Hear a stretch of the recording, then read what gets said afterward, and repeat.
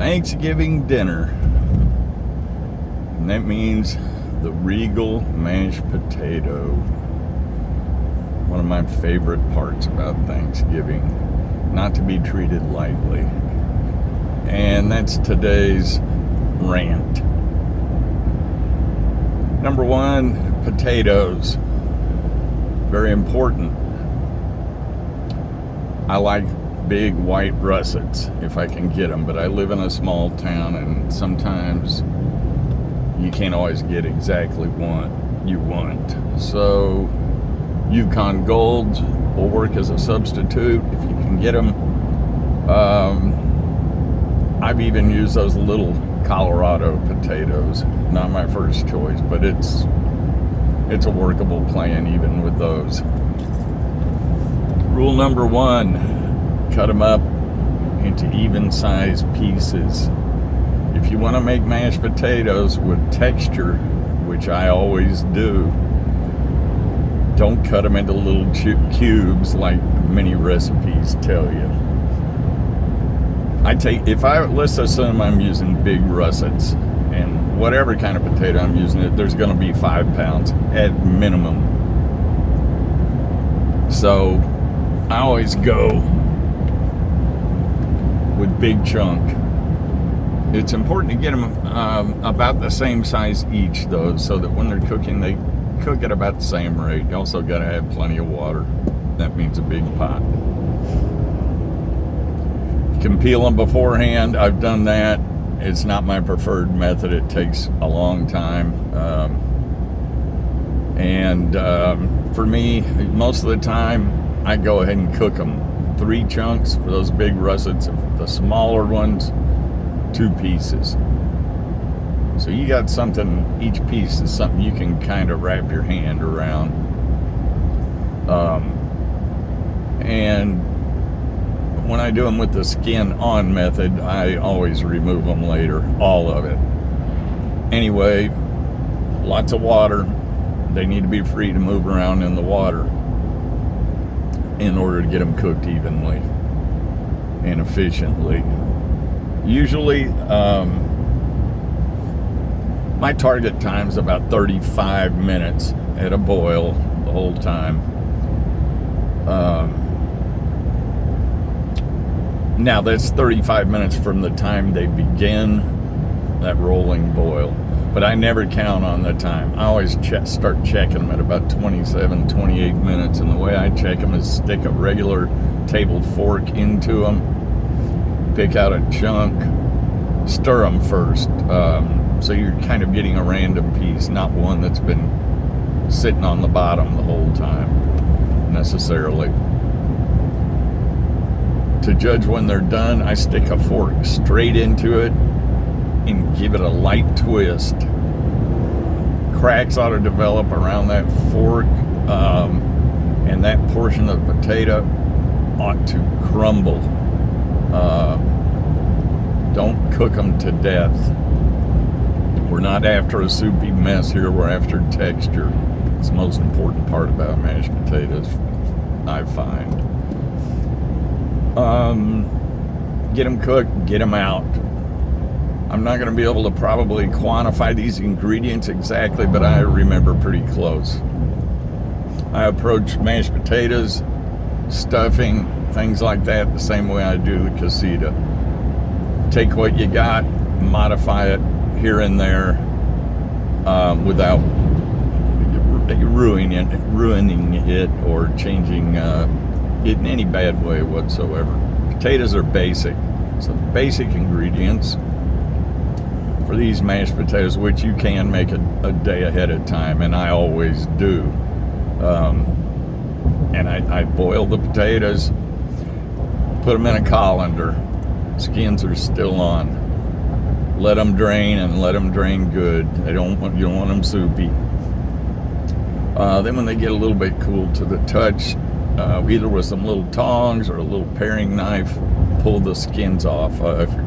If the pieces are pretty big, this is easy. A lot of times the jacket will come off in one piece. Then just put them in the bowl. Don't start beating the hell out of them. Put them in the bowl as is, large vessel.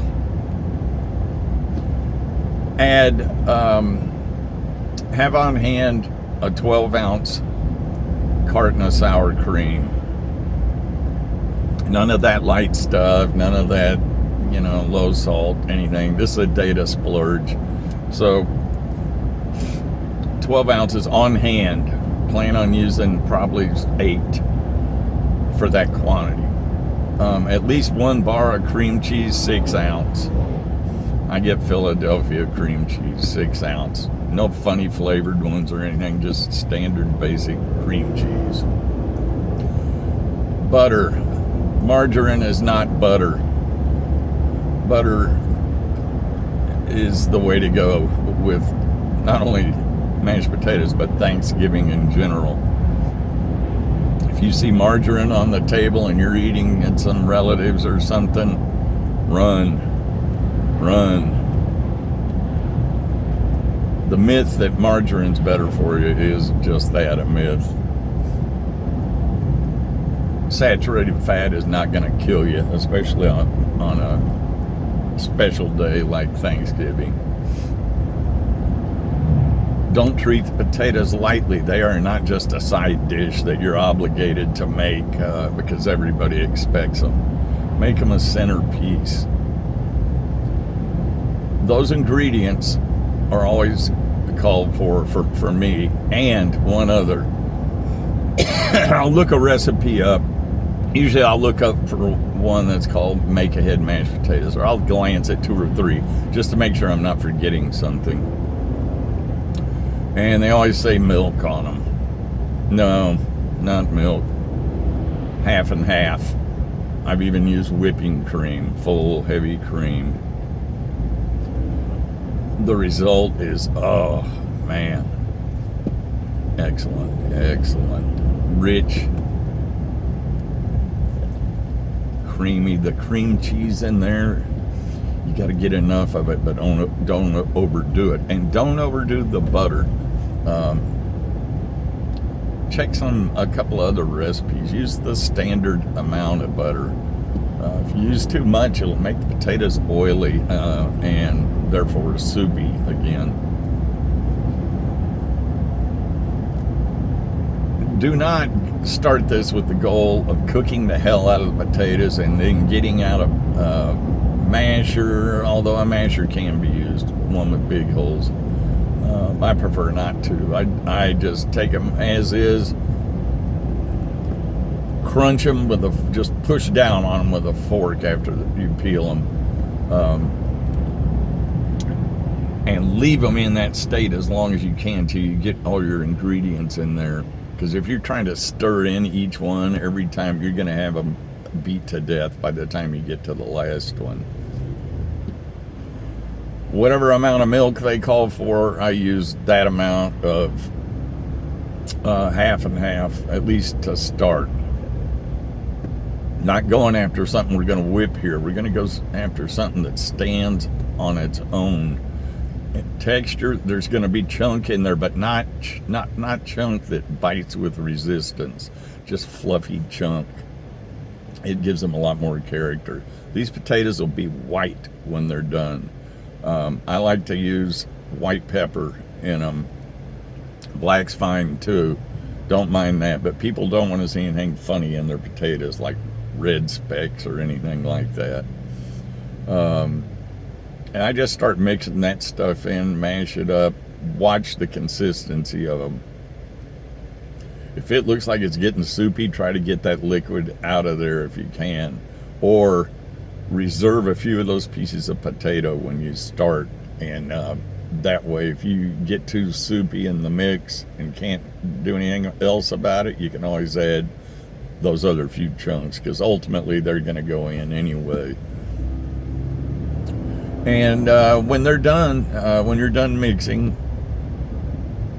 if you want to garnish it with a little parsley or paprika or whatever the hell on top, fine. I don't over salt them. They can be salted at the table. I use usually just the standard amount of salt that the standard recipe would call for. or sometimes I forget it till the end. I also occasionally use a light dusting, Lowry's seasoned salt, and mix that in with the wet ingredients. When it's done, yeah, they're ready to eat right then and there. You can't make these without eating them right out of the bowl as you mix it. I've never been able to do that. So anyway, cover them, put them in the fridge. The next day you can pull them out. I like to use those disposable foil pans, the big ones, and you're going to need a big one for this, or at least medium large. And I generally, most of the time, a lot of times in the past when I've made, oh, there went the